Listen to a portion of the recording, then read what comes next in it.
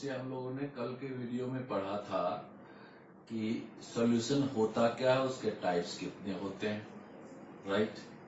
और फिर कुछ इंपॉर्टेंट टर्म्स पढ़ लिया था सॉल्यूशन का कि मोल फ्रैक्शन क्या होता है, मोलैलिटी क्या होता है, मोलैलिटी क्या होता है, उसके न्यूमेरिकल्स कर लिए थे, राइट। बाकी कुछ क्वेश्चन मैंने बता दिया था कि उसको आप लोग प्रैक्टिस करो, जो डाउट होगा पूछना, जो सजेशन होगा वो कमेंट बॉक्स में लिख देना। ये आपने किया है। आज आगे का प्रोसेस हम लोग पढ़ेंगे, ठीक। आज जो टॉपिक है हमारा कि सॉल्यूशन का टाइप्स में से कौन से टाइप्स पढ़ने हैं उसके बारे में हम बताएंगे। और इससे आपको ये पता चलेगा कि जो डीप सी डाइवर्स होते हैं वो क्या इक्विपमेंट्स लेके जाते हैं, कौन सा चैलेंज फेस करते हैं, जो माउंटेनियर्स होते हैं वो क्या चैलेंज फेस करते हैं, उनके लिए कैसे हेल्प किया है चैप्टर।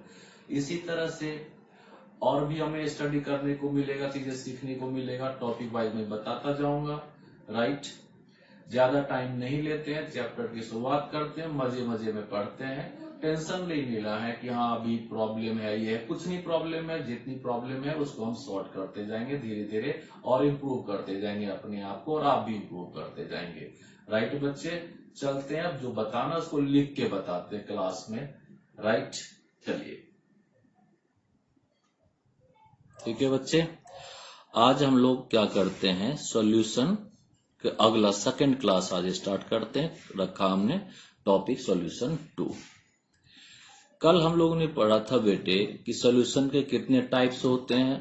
तो हमने पढ़ा था सॉल्यूशन के 9 टाइप्स होते हैं, राइट। अब अगला क्वेश्चन ये आता है, क्या ये 9 टाइप्स के सॉल्यूशन सारे पढ़ने हैं हमें? नहीं, बिल्कुल भी नहीं हमें सारे पढ़ने, हमें कुछ सिलेक्टेड टाइप्स पढ़ने हैं, ठीक है। जैसे सॉलिड इन सॉलिड सॉल्यूशन पढ़ना है, उसके बाद दूसरा पढ़ना है हमें गैस इन लिक्विड, उसके बाद पढ़ना है हमें लिक्विड इन लिक्विड, फिर पढ़ना है हमें सॉलिड इन लिक्विड। ये 4 सॉल्यूशन पढ़ना है सिर्फ, बाकी का हमने आउटलाइन ले ली था थोड़ा सा कि हाँ ये चीजें होता है, टाइप ऑफ सॉल्यूशन इतने होते हैं। इन 4 सॉल्यूशन में से solid in solid, gas in liquid, liquid in liquid और सॉलिड इन लिक्विड, इन 4 में से 2 टॉपिक आज हम लोग कंप्लीट करेंगे, सॉलिड इन सॉलिड और गैस इन लिक्विड, राइट बच्चे। अब देखो हमारा टॉपिक स्टार्ट हो गया, solid in solid solution, solid in solid solution, right. इसमें क्या होता है, इसके 2 टाइप्स होते हैं। एक होता है इंटरस्टिशियल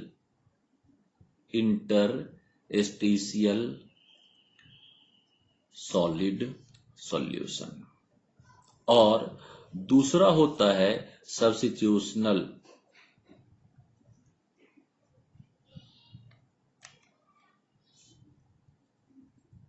सॉलिड सॉल्यूशन, राइट। अब देखो सॉल्यूशन है 2 होगा, सॉल्वेंट और सॉल्यूट। जब ऐसा हो जाता है कि सॉल्वेंट और सॉल्यूट मॉलिक्यूल्स के साइज में डिफरेंस काफी बड़ा हो, राइट। जैसे एक मान लो एक पार्टिकल ये है, काफी बड़ा पार्टिकल है, राइट, और दूसरा पार्टिकल काफी छोटा पार्टिकल है, उनके बीच का स्पेस वो क्या करेगा, कवर कर लेगा, ऑक्यूपाई कर लेगा, राइट। इसको क्या कहते हैं, इंटरस्टिशियल सॉलिड सॉल्यूशन। और सब्स्टिट्यूशनल सॉलिड सॉल्यूशन में क्या होता है, almost same size of solvent and solute molecules, करीब करीब सॉल्वेंट और सॉल्यूट मॉलिक्यूल्स का सेम साइज होता है, वो एक दूसरे के लैटिस पॉइंट से क्या होता है, सब्स्टिट्यूट करके, रिप्लेस करके सॉल्यूशन का फॉर्मेशन करता है, दोनों होमोजीनस होता है, राइट, क्लियर। अब क्या हो गया कि इंटरस्टिशियल सॉलिड सॉल्यूशन में क्या होता है, large difference in size of solvent and solute molecules. इसमें क्या होगा, a small difference between size of solvent and solute molecules, right. अब देखो ये क्या हो जाता है, हार्ड ज्यादा हो जाता है, हार्ड हो जाता है। रीजन क्या है कि जो ग्लाइड करने का स्पेस था वहां पर छोटा पार्टिकल आ गया, और ये क्या हो जाएगा, मोर मेलिएबल, ये मेलिएबल ज्यादा हो जाएगा, and ductile, more malleable and ductile हो जाता है। दो डिफरेंस हो गया। अब अगर इसका मैग्नेटिक प्रॉपर्टीज देखोगे, ये मैग्नेटिक प्रॉपर्टी जनरली क्या होगा, पैरामैग्नेटिक। पैरामैग्नेटिक मतलब क्या होगा, मैग्नेट आपने इसके पास लाए तो क्या होगा, अट्रैक्शन हो जाएगा, right. Paramagnetic substance external magnetic field से अट्रैक्ट होता है। उसके बाद जो सब्स्टिट्यूशनल सॉलिड सॉल्यूशन है, ये जनरली क्या होता है, डाईमैग्नेटिक होता है। मैग्नेटिक इफेक्ट नहीं पड़ेगा या वीकली रिपेल्ड होगा, तो यहां पर कोई इफेक्ट नहीं पड़ता है, राइट। ऐसा होता है, बिल्कुल होता है। अब ऐसे सब्सटेंस का एग्जांपल कौन सा है जो इंटरस्टिशियल सॉलिड सॉल्यूशन होगा, ये सब्सटेंस होता है स्टील, बोराइड्स, नाइट्राइड्स, कार्बाइड्स, ये सब इंटरस्टिशियल सॉलिड सॉल्यूशन है। मेटल पार्टिकल बड़ा होता है, उसमें छोटा छोटा carbon particle, hydrogen, nitrogen particles आ जाता है। और इसमें क्या होता है, एलॉयज, जितने भी एलॉयज हैं सब क्या है, सब्स्टिट्यूशनल सॉलिड सॉल्यूशन है, राइट। एलॉयज लाइक क्या हो जाएगा, stainless steel, stainless steel, brass, bronze, etc, right. अब देखो यहां पर स्टील और स्टेनलेस स्टील में क्या डिफरेंस है, क्वेश्चन इनडायरेक्टली पूछ लिया। भैया स्टील पैरामैग्नेटिक होगा, मैग्नेटिक फील्ड से अट्रैक्ट होता है, large difference in size of solvent and solute molecules. और स्टेनलेस स्टील क्या होता है, डायमैग्नेटिक होता है, मैग्नेटिक इफेक्ट नहीं करता, मैग्नेटिक इफेक्ट नहीं करता है, और small difference in size of solvent and solute molecules होगा, राइट। और क्या होगा, स्टील हार्ड ज्यादा होता है, जबकि stainless steel more malleable and ductile होता है, राइट बच्चे। और इस पे अब क्वेश्चन क्या आता है, ये टॉपिक काफी इतना ही सफिशिएंट है, राइट। अब इस पे क्वेश्चन क्या आएगा कि सॉलिड सॉल्यूशन कितने टाइप के होते हैं, आपने आंसर कर दिया। इंटरस्टिशियल सॉलिड सॉल्यूशन कब फॉर्म होता है, आपने उसको एक्सप्लेन कर दिया, राइट। सब्स्टिट्यूशनल सॉलिड सॉल्यूशन फॉर्मेशन कैसे होता है, बता दिया कि जब स्मॉल डिफरेंस होगा सॉल्वेंट सॉलिड मॉलिक्यूल्स का साइज। फिर आता है इनके प्रॉपर्टीज क्या होते हैं, तो ये हार्ड ज्यादा होता है, मोर मेलिएबल डक्टाइल होता है, पैरामैग्नेटिक होता है और डायमैग्नेटिक होता है, एग्जांपल कह दिए, राइट। अब अगला आता है सॉल्यूशन, वो कौन सा है, gas in liquid, solution of gas in liquid, right बच्चे। अब देखो 4 टाइप जो पढ़ना है उसमें ये सेकेंड टाइप हमने स्टार्ट कर लिया है, ये सेकेंड टाइप अब हम चल रहे हैं, राइट। गैस इन लिक्विड वाले में, राइट। बहुत सारे लोगों ने इस सॉल्यूशन के बारे में एक्सप्लेन करने की कोशिश किया, मगर जो सक्सेसफुल रहे, सबसे ज्यादा सक्सेसफुल रहे, वो थे हेनरी, और उन्हीं के नाम पर आ गया हेनरीज लॉ। मैं थोड़ा सा बता दूं फिर लॉ बताऊंगा।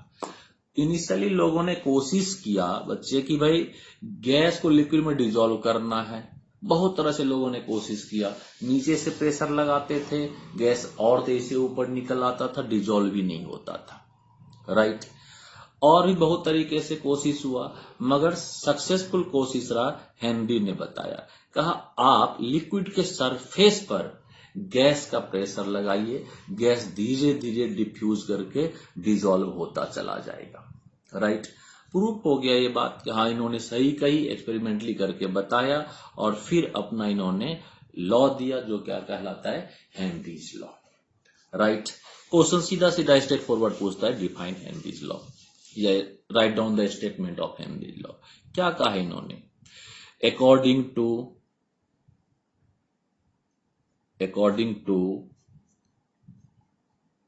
this law, the mole fraction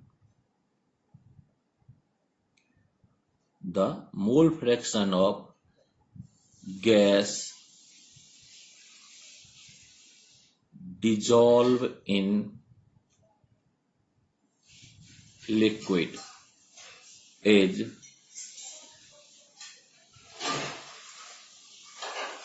directly proportional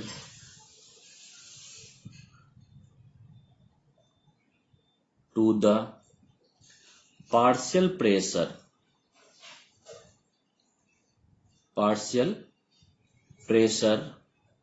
of the gas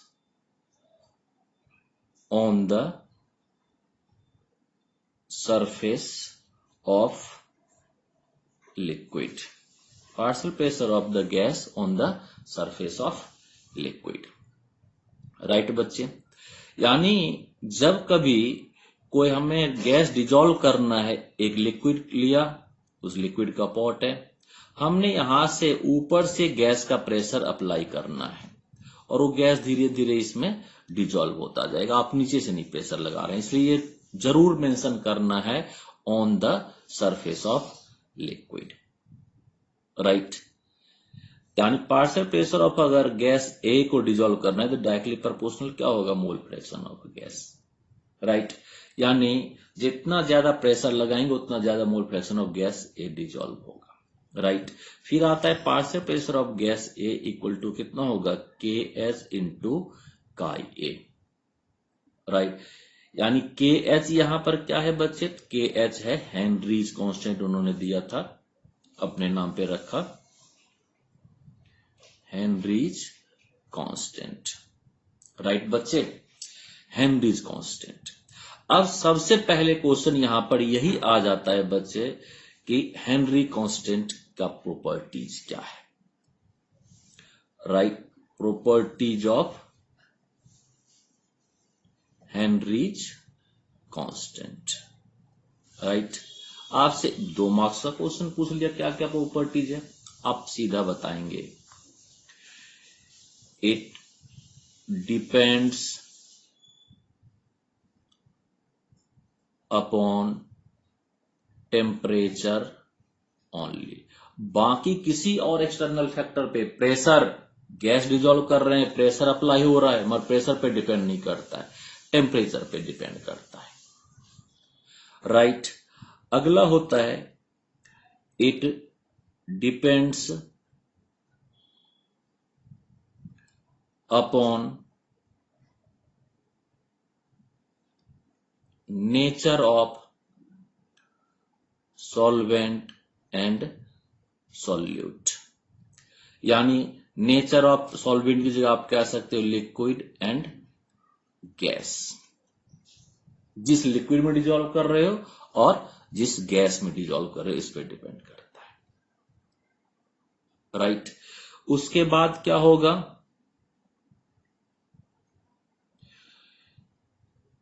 it do not depends upon pressure। ये जरूर याद रखिएगा, कंफ्यूजन हो जाते हैं कि एक बार लोग पूछ लेते हैं, ऑडियली भी पूछ लेते हैं, के एच हेनरी कांस्टेंट प्रेशर पे डिपेंड होगा, आप कहोगे ना, वो कंफ्यूज करेंगे, भाई गैस है, प्रेशर लगाते हैं तब डिजोल्व होता है तो उस पर क्यों नहीं डिपेंड करेगा। इसलिए नहीं डिपेंड करेगा क्योंकि एक्सोथर्मिक प्रोसेस है, आगे मैं बता रहा हूं, और ये सिर्फ टेम्परेचर डिपेंडेंट होता है, प्रेशर का कोई रोल नहीं होता है। इसलिए हेनरी कांस्टेंट सिर्फ और सिर्फ एक्सटर्नल प्रेशर फैक्टर में टेम्परेचर डिपेंडेंट होगा, इंटरनल फैक्टर में नेचर ऑफ लिक्विड और नेचर ऑफ गैस पे डिपेंड करता है। मैं फिर बता दूं, प्रेशर पे ये डिपेंड नहीं करता है, ये हमें समझना पड़ेगा, याद भी रखना पड़ेगा, राइट। क्योंकि क्या होता है, ये सिर्फ एक्सोथर्मिक प्रोसेस है और एक्सोथर्मिक प्रोसेस होने के कारण सिर्फ और सिर्फ टेम्परेचर डिपेंडेंट होगा, हेनरी कांस्टेंट, राइट। ये हो गया प्रॉपर्टीज ऑफ हेनरी कांस्टेंट। इसके बाद बेटे चलते हैं अगले पेज पर, ठीक है। आता है कि हेनरी लॉ हर जगह एप्लीकेबल है या कहीं पे एप्लीकेबल है, कहीं पे नहीं भी एप्लीकेबल है। तो उसका पढ़ते हैं। अगला टॉपिक आता है सिग्निफिकेंस।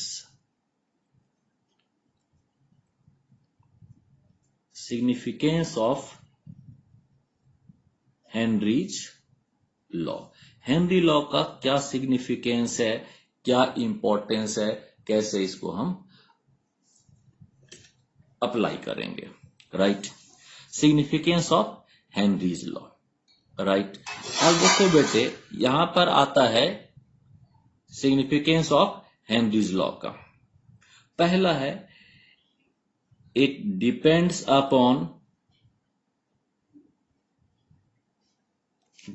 अपॉन ओ सॉरी, मैं कुछ गलत कह गया बच्चे साइड। टॉपिक है significance of Henry law. It is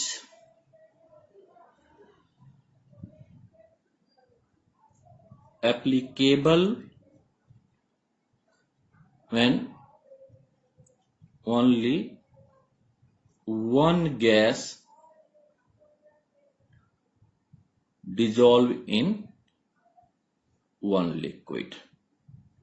यानी एक गैस होना चाहिए और एक ही लिक्विड होना चाहिए। यानी दो गैस आप मिक्स कर दोगे या दो लिक्विड होगा, उसमें कोई एक गैस मिक्स कर रहे होगे, दोनों कंडीशन में एप्लीकेबल नहीं होगा। It is applicable when only one gas dissolve in liquid.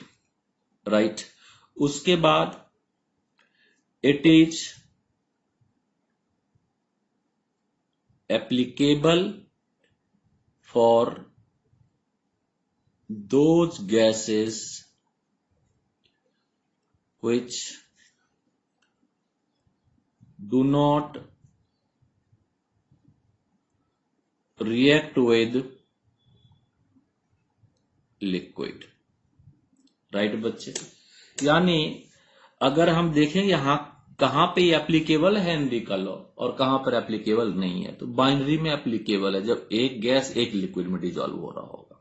दूसरा, उन गैस में एप्लीकेबल होगा जो लिक्विड से रिएक्ट नहीं कर रहा होगा, और जो लिक्विड से रिएक्टिव होगा उसमें एप्लीकेबल नहीं होगा ये लॉ।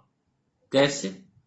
जैसे देखोगे हीलियम है, नियन है, आर्गन है, एप्लीकेबल होगा, नोबल गैसेज है। कार्बन डाइऑक्साइड है, ऑक्सीजन है, नाइट्रोजन है, ये गैस वाटर या लिक्विड से रिएक्ट नहीं करता है, एप्लीकेबल होगा। CO है, नहीं लिक्विड से रिएक्ट करता है, वाटर से नहीं रिएक्ट करता है, एप्लीकेबल होगा। और जनरली हम लोग वाटर एज ए सॉल्वेंट बताते हैं, रेफरेंस वाटर होता है। कोई और लिक्विड लेके आप सोचोगे, क्रॉस क्वेश्चन करोगे, आप गलत हो, कंफ्यूजन में हो। हम एक्वस सॉल्यूशन पढ़ रहे हैं जहां पर हमारा सॉल्वेंट वाटर है, अंडरस्टूड करके चलना। राइट बच्चे, उसके बाद जैसे SO2 गैस है, नहीं एप्लीकेबल होगा, रिएक्ट करेगा, H2SO3 बना लेगा। सल्फर ट्राइऑक्साइड है, H2SO4 बना लेगा। अमोनिया है, नहीं एप्लीकेबल होगा। HCl है, नहीं एप्लीकेबल होगा। HF है, नहीं एप्लीकेबल होगा। किसी भी तरह का रिएक्शन, किसी भी तरह का एक्सटर्नल फोर्स कोई लग रहा होगा, ये एप्लीकेबल नहीं होगा। राइट, ये दो मेन सिग्निफिकेंस है जो हमें देखना पड़ता है, या लिमिटेशन कह लें या इसको एडवांटेज कह लें। जिस तरह से क्वेश्चन पूछेगा उसी के लैंग्वेज में हम आंसर कर देंगे कि भाई यहां पे ऐसे एप्लीकेबल है और ऐसे एप्लीकेबल नहीं है। राइट, उसके बाद आता है कि application of Henry's law. Application of Henry's law. Henry's law का एप्लीकेशन कहां करते हैं। राइट, बड़ा इंपॉर्टेंट है, काफी सारे क्वेश्चंस रहते हैं, डे टू डे लाइफ में भी एप्लीकेशन करते हैं और इंडस्ट्रियल एप्लीकेशन भी, इवेंट्स में भी अप्लाई होता है। पहला एप्लीकेशन होता है बॉटलिंग ऑफ एरिएटेड ड्रिंक्स। यानी कोई भी सॉफ्ट ड्रिंक या बियर या शैंपेन जहां पे ऑक्सीजन या कोई एयर डिजोल्व करते हो लिक्विड में, वहां पर हेनरी लॉ का एप्लीकेशन है, राइट। जैसे कि कार्बन डाइऑक्साइड को डिजोल्व करना है तो हम कार्बन डाइऑक्साइड गैस का प्रेशर लगाएंगे, कार्बन डाइऑक्साइड गैस वहां पर प्रेशर अप्लाई करेंगे तो डिजोल्व होगा। कोई और गैस का प्रेशर अप्लाई कर देंगे तो वो गैस डिजोल्व होगा। इसलिए हमने कहा था कि partial pressure of gas term use होगा, राइट। उसके बाद अगला है इन एक्वेरियम। घर में एक्वेरियम रखा होता है, राइट। वहां पे देखते होगे कि कहीं से एयर बबल्स आ रहा होता है। अब डिजाइन को ही बना दें, वो पर्पस क्या है? उसका पर्पस है कि उसमें ऑक्सीजन डिजोल्व होता रहे और वहां जो फिश या टर्टल कुछ भी रखा हुआ है, क्रैब, उसको ऑक्सीजन सप्लाई मिलता रहे। अगर ऐसा नहीं होगा, टेम्परेचर थोड़ा सा भी ज्यादा बढ़ गया तो वहां पर क्या होगा, गैस कम डिजोल्व होगा और सफोकेट करके मर जाएगा। तो वहां भी हम हेनरी लॉ का एप्लीकेशन करते हैं, राइट। उसके बाद तीसरा जगह जो बहुत ज्यादा एप्लीकेशन होता है in treatment of anoxia. Anoxia एक बीमारी है जो माउंटेन क्लाइंबर को होता है, माउंटेनियर्स को होता है, राइट। अब ये सुनोगे क्या होता है माउंटेनियर्स की बीमारी। हाई एल्टीट्यूड पर जब माउंटेनियर्स जाते हैं तो क्या होता है, उनमें ऑक्सीजन की कमी हो जाती है, राइट। प्रेशर कम है, ऑक्सीजन का कम डिजोल्व होगा। अब होता यह है कि जो ही कम डिजोल्व हुआ उनकी क्लियर थिंकिंग कैपेसिटी रिड्यूस कर जाता है, वो स्पष्ट सोच नहीं पाते। इस कंफ्यूजन में कई बार तो वो क्या होता है, उनके लिए बुरा हो जाता है, रास्ता भटक जाते हैं या उनको इल्यूजन्स होना शुरू हो जाता है। भूख लगी हुई है, उन्हें तुरंत महसूस होगा यार ये किसी ने पैकेट छोड़ दिया, उसमें पनीर है, वो स्नो को ही पनीर समझ के खाना शुरू कर देंगे, बीमार हो जाएंगे और बीमार हो जाएंगे वो। या रास्ता भूल गए, लगा पीछे से कोई आवाज दे रहा है या पीछे से कोई आवाज दे रही है, कैटरी।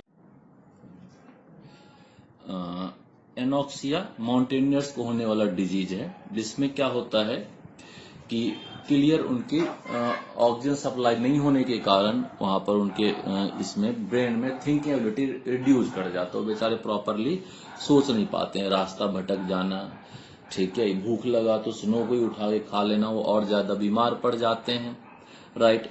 इसी तरीके से फिर क्या होता है कि लगा जैसे पीछे से कोई आवाज दे रहा है या दे रही है, कैटरीना कैफ आ गई, चलो उसी के पीछे जाए जा रहे हैं और रास्ता भटक जाते हैं। इस तरह का सिचुएशन आ जाता है, इसको एनॉक्सिया कहते हैं, ठीक है, राइट। अब इसके ट्रीटमेंट के लिए बताया गया कि भाई विटामिन सी लीजिए, मेडिसिन भी अब दे दिया जाता है ताकि ऑक्सीजन कैरिंग कैपेसिटी ब्लड का ज्यादा हो सके, यहाँ पे यूज किया गया। अगर हेनरी का लॉ नहीं आता तो शायद एनॉक्सिया की ट्रीटमेंट नहीं हो पाती और बड़े सारे माउंटेनियर्स मर जाते। इसी तरह से एक और डिजीज होता है, उसको बेंड्स कहते हैं। बेंड्स एक डिजीज है जो किसको होता है, deep sea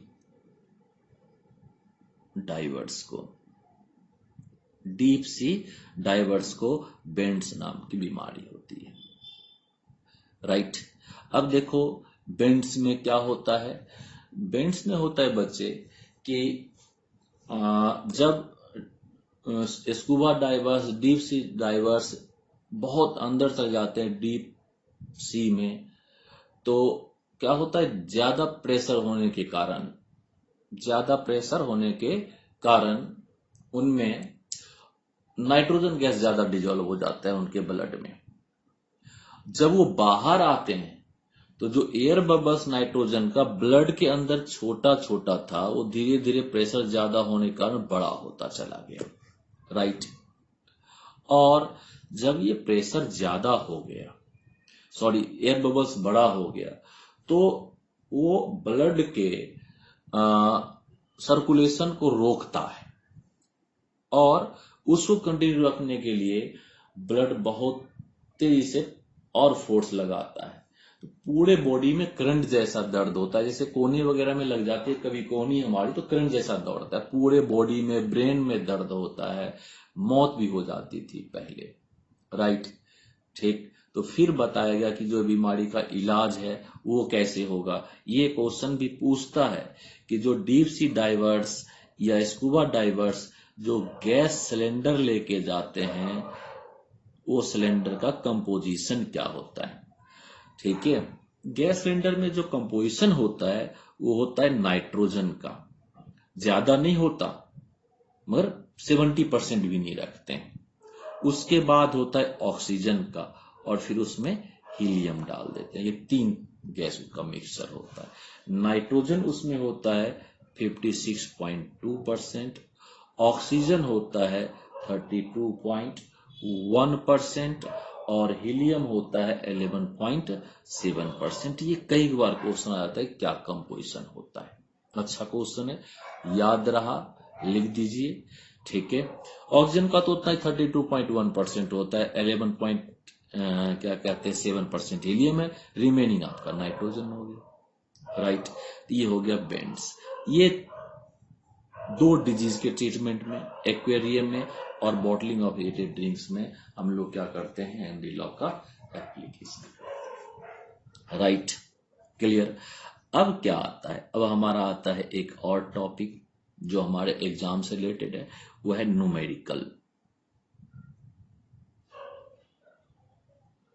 numericals on Henry's law. Henry's law का न्यूमेरिकल्स, राइट। देखो बेटे, इसमें जो न्यूमेरिकल्स आते हैं वो कौन कौन से आते हैं ये देखते हैं। ठीक है, मैं बता दूं एनसीईआरटी में क्या है, एग्जाम्पल है, इन टेक्स्ट है, उसके बाद क्या है, एक्सरसाइज है, राइट। एग्जाम्पल 2.4 एक ही एग्जाम्पल क्वेश्चन है, इन टेक्स्ट में 2.6 और 2.7, एक्सरसाइज में 2.11, 2.12 और फिर क्या है 2.13। ये 6-7 क्वेश्चन है जो इसमें आता है। बेटे 2.4 एग्जाम्पल है और सॉल्व्ड है और बहुत ज्यादा इंपॉर्टेंट है, वेरी वेरी इंपॉर्टेंट, और एक कंपटीशन में भी पूछता है और बोर्ड में भी पूछता है, राइट। इसके बाद यहां पर क्या कहते हैं, ये इंटेक्स का दोनों क्वेश्चन ऑलमोस्ट ठीक ठीक इंपॉर्टेंट है, बहुत ज्यादा भी नहीं और बहुत कम भी नहीं, राइट।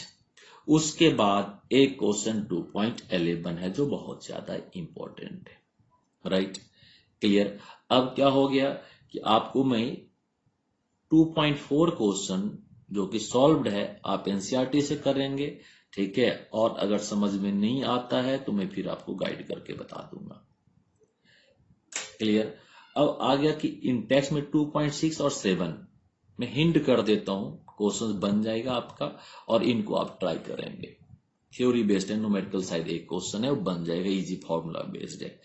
और यहां पर जो 2.6 एनसीईआरटी का क्वेश्चन है इन टेक्स्ट का, ये क्वेश्चन है इस तरह से कि H2S solubility, has solubility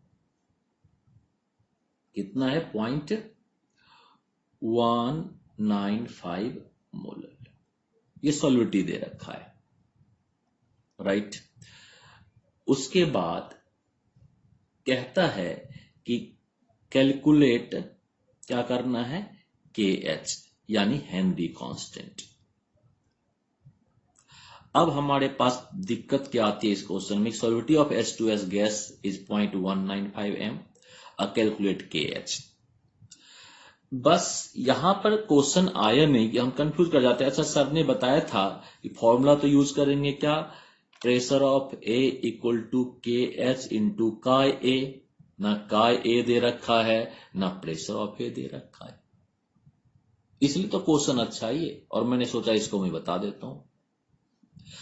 pressure of A यानी प्रेशर जो है वो कितना होगा 1 atm, नहीं गिवन है, STP पे लेंगे 1 atm, और KH का वैल्यू हम बार में आंसर देते हैं, ऐसा यूनिट में, तो 1 ATM इक्वल टू 1.013 बार होता है। यही इस क्वेश्चन का ब्यूटी है जो हमें याद रखना है कि 1 ATM इक्वल टू 1.013 बार होता है। क्लास 11th गैसियस स्टेट में हमने इसको बताया था, आज फिर बता रहे हैं, इसको याद रखना है, राइट। बाकी क्या होता है, काय ए निकालना है बच्चे। काय ए निकालने के लिए मोल ऑफ ए अगर देखोगे, जो यहाँ पे H2S हम कहते हैं, मोल ऑफ ए कितना है 0.195। मोलैलिटी तो मोल ऑफ सॉल्यूट होता है ना, सॉल्यूट का मोल दे रखा है 0.195 मोल। उसके बाद क्या कहते हैं, मोल ऑफ वाटर। वाटर का मोल 1 लीटर वाटर में डिजोल्व करना है हमें, वहां पर मेंशन नहीं है, मगर 2 चीजें यहां ध्यान रखनी है, nothing is given, water consider कितना होगा 1 लीटर। 1 लीटर मतलब क्या हो गया 1000 ml, और डेंसिटी ऑफ वाटर 1 होता है, यानी कितना हो गया 1000 gram, right, divided by 18 equal to कितना हो जाएगा 55.55 मोल। यूनिवर्सल है, पता है, ये बहुत बच्चों को याद होगा, 55.55 मोल होता है। अब देखोगे काय ऑफ क्या निकाल लेते हैं, ए या बी कुछ भी, 0.195 इसका मोल अपोन में 55.55 प्लस कितना हो जाएगा 0.195, पता है मोल फ्रैक्शन, 1 का मोल अपोन में टोटल का मोल।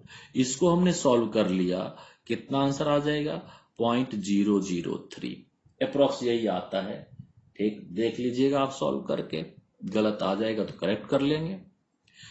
अप्रोक्सीमेट यही आता है 0.0031 या 0.003। अब हमारे पास क्या हो गया, काय निकल आया और काय ए आ गया, प्रेशर ऑफ ए हमें पता है 0.103 बार होगा, 1.013 बार होगा। पुट कर देते हैं इसको, हमारा आंसर आ जाएगा। बड़ा सिंपल सा है प्रोसेस। क्या किया हमने, KH equal to pressure of A upon में chi of A. Pressure of A 1.013 bar होगा, राइट, और काय ऑफ ए हमारा पॉइंट कितना आया था 0.003।